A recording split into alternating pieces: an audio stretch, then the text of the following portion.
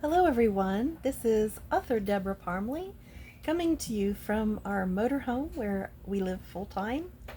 We travel and write.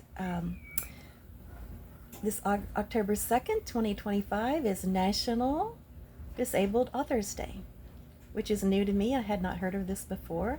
October is Disability Awareness Month. Also the first time I'm celebrating that.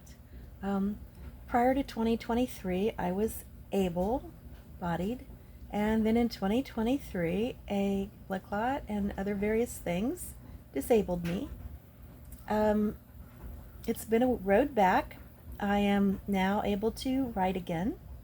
So I'm celebrating Disabled Authors Day. I started the day off by looking at the library lists of authors who write about disability. I made a list of some books I'd like to read. I looked at Amazon. I looked at different various libraries have lists online that you can find. But I'm also really wanting to move beyond that. I want to find fiction written by disabled authors. I'm a fiction author. Now I'm back to writing. I've had a couple brand new books out since the disability happened. Disability, although it is an ongoing daily thing, I don't live my life thinking constantly about disability. People like to put you in categories and make assumptions about what they believe your disabled life is like, and I believe it's different for each one of us. I know my attitude is different than many. I know this because I've been going to neural PT for a year and a half now, and my PT therapists are quite clear that I am rather unique in how I look at things. My attitude helps me to achieve more than a different attitude would, and they have really never had to encourage me. I'm usually having to be told to slow down and back off. I'll push too hard, and that's just me.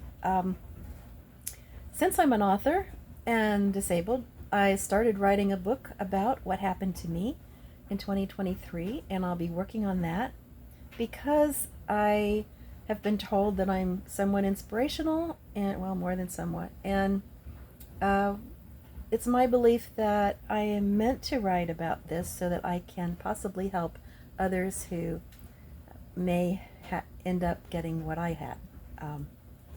The good news is the inoperable blood clot in my brain is gone. The less good news is that I have a visceral schwannoma between my brain and the nerve of my left ear, which is why I still don't hear well out of my left ear. And you'll often see me online wearing my headphones so that I can fully hear what everyone is saying if it's an interview type of situation, if it's more than just me talking. So there are still some things that I'm dealing with. It affects my balance. So, dizziness and, balance, basically. Other than that, I'm physically fine. Prior to this, I could get in a pool and swim for 45 minutes down and back without stopping. Heart, lungs, great shape. They're still in great shape. If it were not for the dizziness, I could do that tomorrow. So there are things that I work on. There are things I can do. There are things I cannot do. I try not to think of the word can't. I just try. Just because you didn't do it today doesn't mean you can't do it tomorrow. So this is me. There are people way worse off than me, and it's really been a gift. To be honest, it's been a gift. When you walk around with an inoperable blood clot in your brain for a year, and you know that a blood clot could kill you any day, you look at your day differently. You don't live your life as if you have 20 more years to come, although I intend to have 20 or more years to come. I'd like to make it to 106 like my great-grandmother. That's my plan anyway. We're not promised tomorrow, and that's true for all of us. All of us. Anything can happen. When you walk around knowing that you might not wake up tomorrow,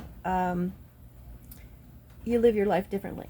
You you don't live with regrets. You don't hold back. You say what you need to say. You let the people that you love know that you love them. I think it's gotten me anyway. I should only speak for myself here. I'm way more honest than I used to be. That doesn't mean I'm aggressively honest. I'm not forcing my honesty on anyone, but I am not going to tell a lie. If someone asks me a question, I'll answer it truthfully. And I go to bed every night knowing that there are very few things I would have done differently in that day. So in actuality, the other thing this thing in my ear has done is affect my speech somewhat. I've had speech therapist. Certain letters are harder. It affected my tongue. It gave me Bell's palsy symptoms on my eye, my tongue, my ear, face. It gave me that for a while. So anyway, I just do the best I can in any given day. And I'm still writing. I would like to see more people speaking about their real life disabilities, because the fact is, we're the largest minority around. 15% of the world population is disabled in some way. 15%, it's the largest minority group. We are often not heard from. Is that because we don't speak up, or because no one is listening? We live in an age now where anybody can get their camera out like I am and share a slice of their day, and I intend to do more of that.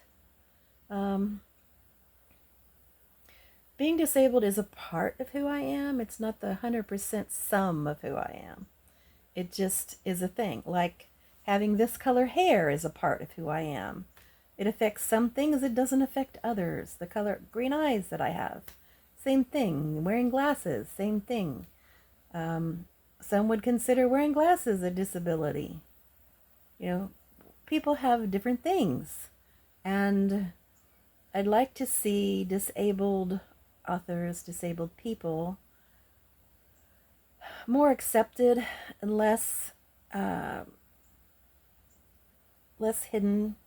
I'd like to see less of the, oh, don't put the walker in the picture, or here, let's get a picture of you without that.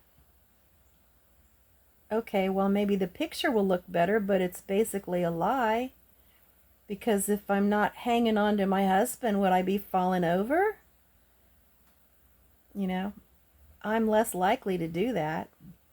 You know, unless we're going to, frame it and put it in something for display. If it's just a snapshot, we're sharing of someplace we went, then I'd like to just be who I am. I'd like to see us see more disabled people doing that. We're not anything to be ashamed of. None of this is anything to be ashamed of. So it's ironic to me that there's all kinds of pride days for this and pride days for that, and yet disabled people are still so quiet about it, and their families are quiet about it, and other people are quiet about it. And why? What a better example we would set for children if they would see us accomplishing things and trying things and not staying silent and not being hidden in corners, in the back of the room because other people are more uncomfortable around you. Hey, wait a minute. No, I'm not all right with that. People are going to have to learn to be comfortable around me because I'm not hiding in corners. Everybody loves that movie, Dirty Dancing, where the guy says, don't put baby in the corner. Well, I'm saying this, hey, don't put the disabled in the corner. Enough of that BS. Put us front and center. You might learn something from us, Anyway, I live my life knowing that every day is a beautiful day and thankful for it. And I'm wishing you a beautiful day. Until next time.